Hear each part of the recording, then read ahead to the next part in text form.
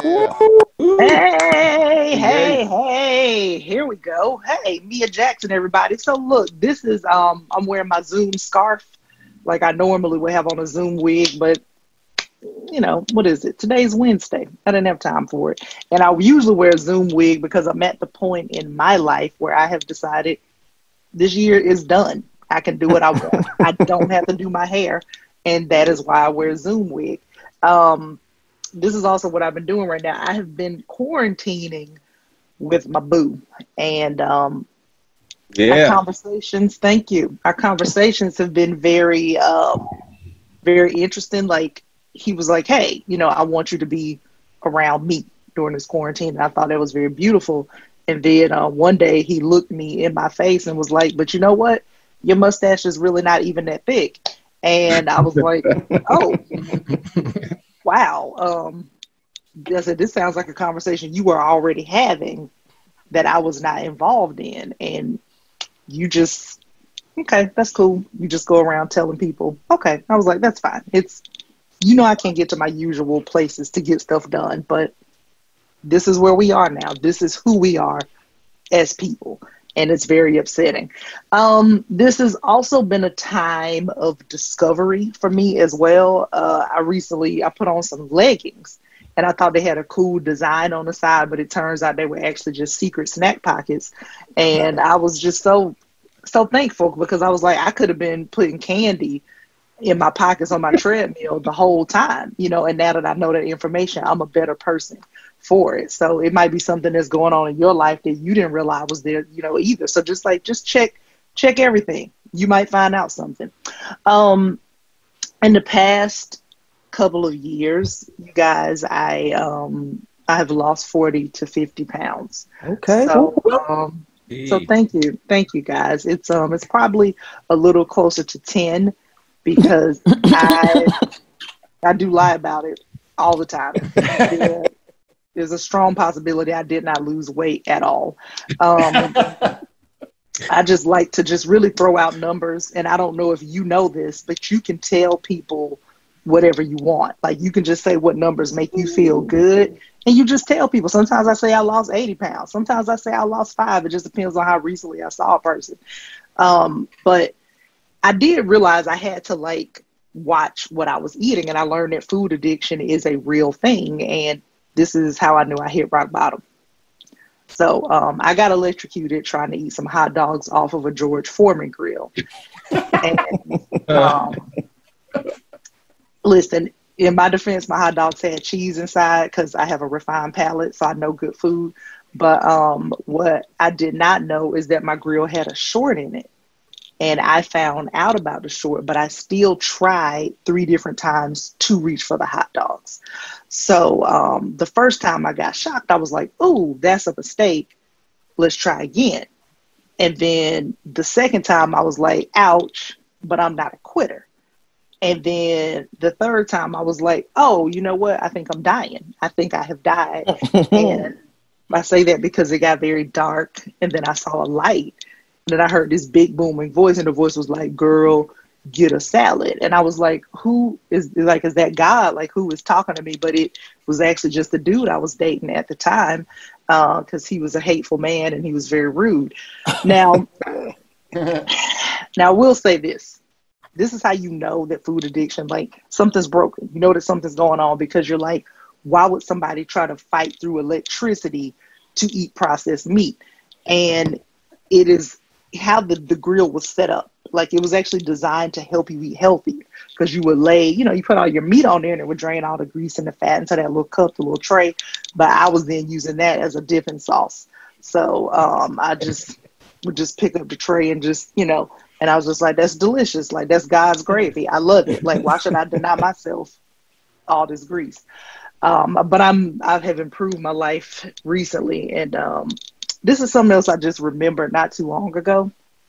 I want to tell everybody out there, protect your heart if you can, like just because love can be dramatic. And I was reminded of a time that I dated a man who I found out had been secretly wearing my shoes in my absence. And let me clarify, not like my heels or anything, but you know how you have those athletic slides that you just, you put some socks on, you walk around the house. And this is how I found out. I came in one day and I said, hey, you seen my shoes? And he was like, oh, my bad. I broke them. And I said, I need to know what that means. Like, how did you break a pair of shoes? And he's like, oh, yeah, they gone. They in the trash. So then I got a new pair.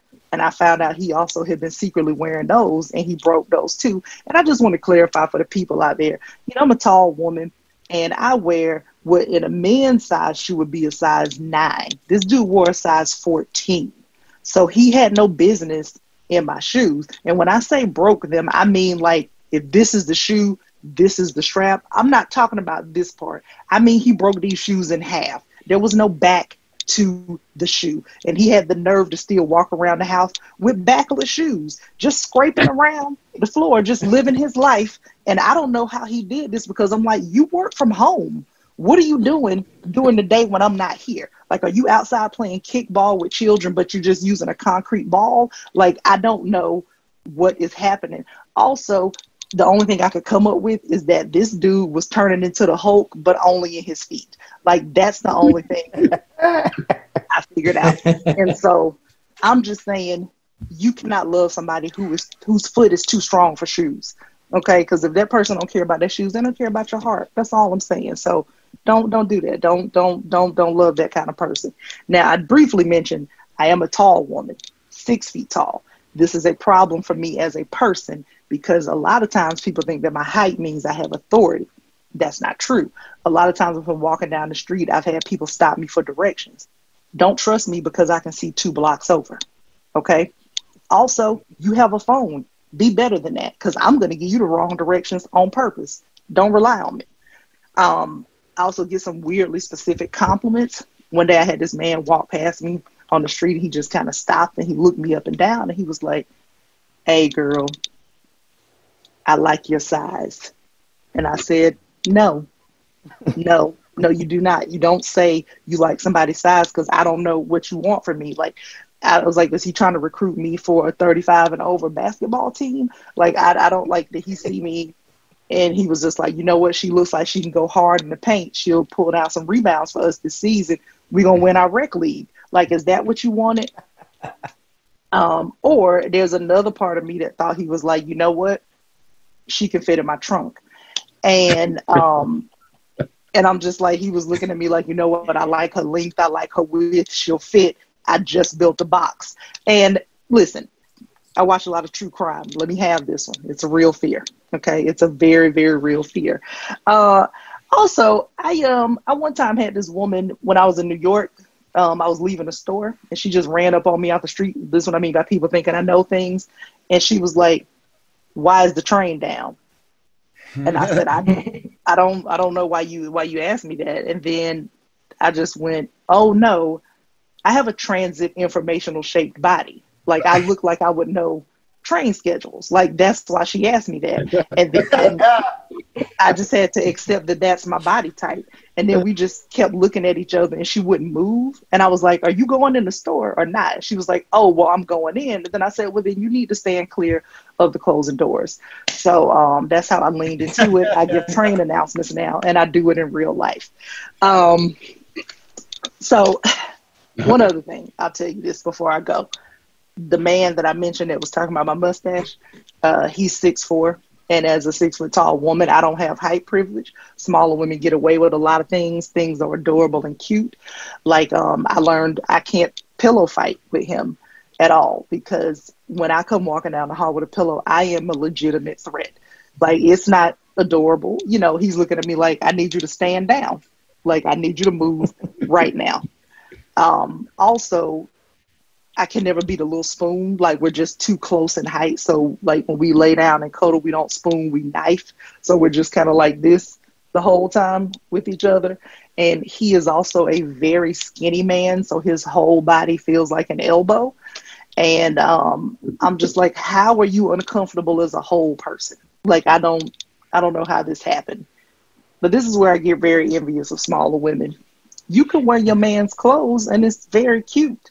Like, smaller women can put on their man's t-shirts and they're like, ooh, this looks like a nightgown. Or you can wear one of his button-down shirts and you can just be like, ooh, I'm standing in the kitchen. I'm pantsless. I just made you breakfast, you know, like in the movies, and it looks so cute.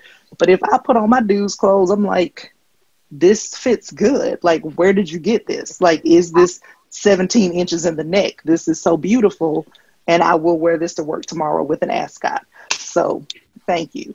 But anyway, bye guys. That's it for me. So thank you, everybody.